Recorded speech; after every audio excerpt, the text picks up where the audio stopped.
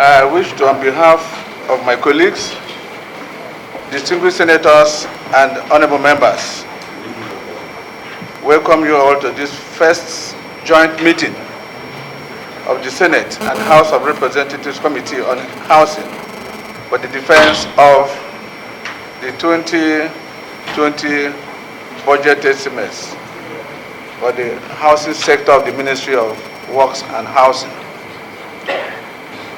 You may recall that the process of passage of the 2020 budget commenced on Tuesday, 8th October 2019, when Mr. President, Commander-in-Chief of the Armed Forces of the Federal Republic of Nigeria, President Mohammed Buhari, addressed the joint session of the National Assembly in line with Section 81, 1 and 2 of the Constitution of the Federal Republic of Nigeria, as amended.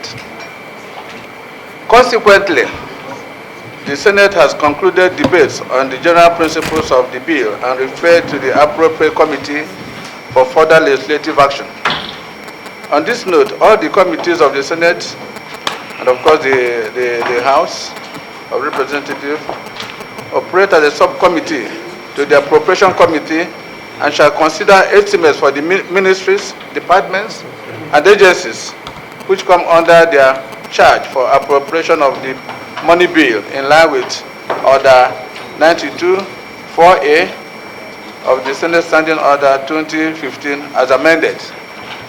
Accordingly, the 2020 budget estimate for the Ministry of Works and Housing sector was forwarded to this committee for detailed consideration on the general provisions and to submit back to the Appropriation Committee of the Senate within a stipulated time in line with Order 92 4B of the Senate Standing Orders 2015 as amended. On this note, the cooperation between the Senate Committee on Housing and the House Committee on Housing brought about this joint sitting together to scrutinize your budget together and harmonize reports presented to the respective appropriation committees of both chambers. I would like to inform you that the committee cannot proceed with the approval of the 2020 budgetary proposal without a detailed appraisal of the 2019 Appropriation Act. We therefore invite you to this meeting to provide us with detailed implementation of the 2019 Appropriation Act for your ministry in the housing sector, to include but not limited to the approved projects in the 2019 budget, about cash backed to date, expenditure on various projects from the total amount released to date, unspent funds from the amount released to date, and the percentage budget performance for your ministry. We expect you to also brief us on issues and challenges facing your ministry during the implementation of the 2019 budget. I want to state here that without knowing where we are coming from, we cannot know where we are going. So the essence of these details is to help the committee in appraising the various or the previous provisions and recommending appropriate provisions for the oncoming projects and new ones that will enhance the quality of lives of individuals and help the nation to overcome the deficit of decent and affordable housing. Honorable Minister, Honorable Minister of State, Permanent Secretary, Directors, and the officials of the Ministry of Power, Works and Housing present. Once again, I welcome you to this annual ritual and solicit your full support and cooperation in this budgetary process. Thank you all. For this budget defense, I think we can just hit the ball rolling by passing to the Minister of Minister of Works and Housing. I'm used to Minister of Power, Works and Housing because the presentation here or the budget performance is based on Power, Works and Housing. So Minister of Works and Housing, so that he can now do his presentation. Thank you very much. Thank you, Mr. Chair. Structure that comes in the form of so many other things that are implemented in other ministries are not accounted for. And it is important that I speak to this through some of these SPUs. And so the broad summary of what we have today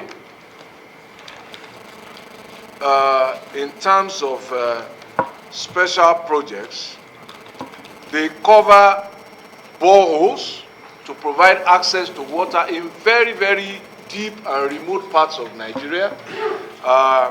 They also include construction of classrooms. They include the construction of medical, healthcare, and facilities. They include the construction of roads and drainage to upgrade communities that were hitherto slums and were inaccessible. And they also include the provisions and construction of markets and community halls. But let us just focus on the boreholes. We awarded 595 as provided in the budget, and we have 342 of them still at various stages of implementation, and the ones completed are 253. Now, it seems to me that if we are talking about healthcare, it cannot start and end with hospitals and drugs. Indeed, the biggest contributor to healthcare for me must be sanitation. And the first line to that is water supply. So this is an important provision that the legislators behind it, and I'm going to choose my words carefully, must own. And they must put in the public space so that many more Nigerians can understand that something is being done. With the best intentions, we couldn't cover all of these constituencies to go and visit all of them. So the owners of these projects must own them and also ensure that not only do they work, they are maintained to continue to deliver the purpose because they impact people. We are computing in our ministry the number of communities, the number of households that are affected by this because we want to make a more public presentation to correct the conversation that is going on. There are classrooms, 391 awarded, number of projects ongoing, 158, and number of projects completed, 233. But you won't see this spending in the Ministry of Education's budget. And I think it's important that we capture all of these because I just feel really sad when I hear Nigeria being compared to some countries that are no more than one state and say they are spending more. But it is our responsibility to ensure that this spending is recorded, but also the projects are shown that there are people, their children, their teachers, their families involved. So, Mr. Chairman, thank you. Then there is, of course, road drainage and all of that. And my last word on this, as my team and I have always discussed, if I have a house that has no road access, that has no drainage access, that has no waste management service, it is clear that the amount of rent that I would get if I was a landlord will be different from the amount of rent I will get if government intervenes by building a road and drainage. And it seems to us clear that these are very, very important strategies for helping people overcome poverty. Because if we build the infrastructure, we renew the value of their asset, they earn more, their asset valuation is also increased. If they wanted to borrow with it, the capital value also goes up. I just thought that I should make these points because our budget discussions has focused more on numbers, and I think that we can enrich it together by focusing more on the macro and the microeconomic impact, how they affect people. So, Mr. Chairman, thank you very much. I'm grateful for that indulgence. I will go quickly now to the 2020 budget proposals, and to just point out in paragraph 6 that based on the estimated resources and the borrowing plan, our envelope was 60.877 billion in the budget proposal submitted by Mr. President for 2020. And yes, sir. Members who want to comment on the 2019. Let me allude to, the latter part of, your submission, with regards to our budget performance of 2019.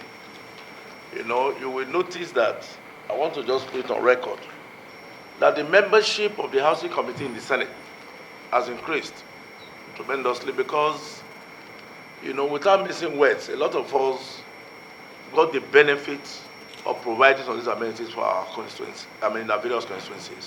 I want to allude to that. Minister, we want to sincerely appreciate what was done in SDG because it helped us to come back to this house as a matter of fact. And given to you. I've looked at your numbers.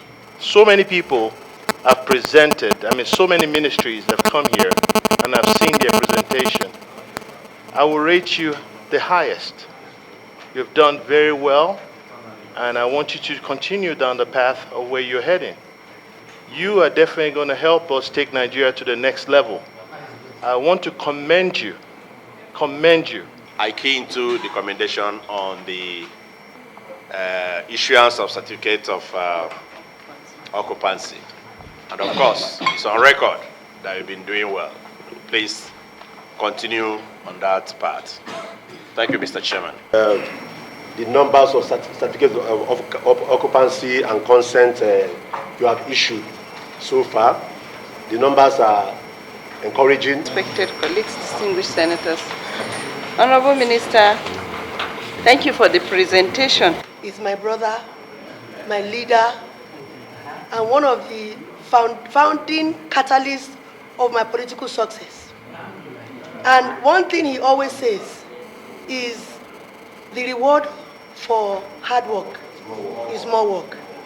I am so proud from what everybody has been saying here today, but I'm not surprised because Mr. Capacity is not even the name for him.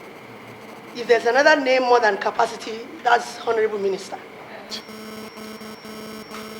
Mr. Minister, I haven't listened to your presentation and your 2019 budget defense. It's well articulated, well coordinated.